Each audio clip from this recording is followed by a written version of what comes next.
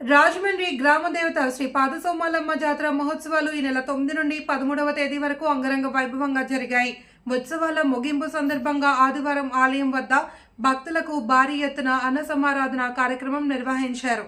ఆలయ వంశపారంపర్య ధర్మకర్త ఉత్సవ కమిటీ చైర్మన్ మాజీ కార్పొరేటర్ గొర్రెల సురేష్ ఆధ్వర్యంలో జరిగిన శ్రీ పాదసోమాలమ్మ జాతర మహోత్సవాల్లో భాగంగా భక్తులు భారీ ఎత్తున తరలివచ్చి అమ్మవారిని దర్శించుకుని తీర్థ ప్రసాదాలు స్వీకరించారు.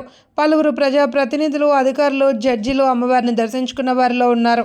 ప్రతి ఏటా గొర్రెల సురేష్ ఆధ్వర్యంలో ఉత్సవాలను ఘనంగా నిర్వహించడం ఆనవాయితీగా వస్తోంది.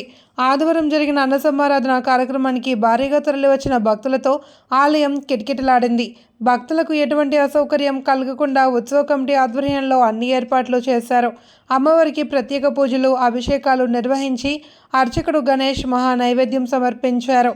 అనంతరం 5,000 మంది భక్తులకు అన్న సమారాధన నిర్వహించారు. ఆలయంలో మహిళలకు, బయట ఇరువైపులా పురుషులకు ప్రత్యేకంగా కౌంటర్లు ఏర్పాటు చేశారు. ఉత్సవాల నిర్వహణకు, అన్నదానానికి సహకరించిన దాతలకు గొర్రెల సురేష్ కృతజ్ఞతలు తెలిపారు.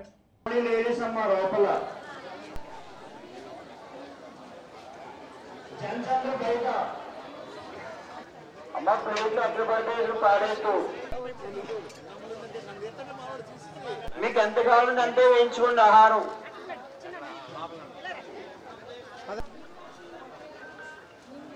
మమ్మీ కూడా చిన్నపిల్లల్ని ఎవరైనా తీసుకో.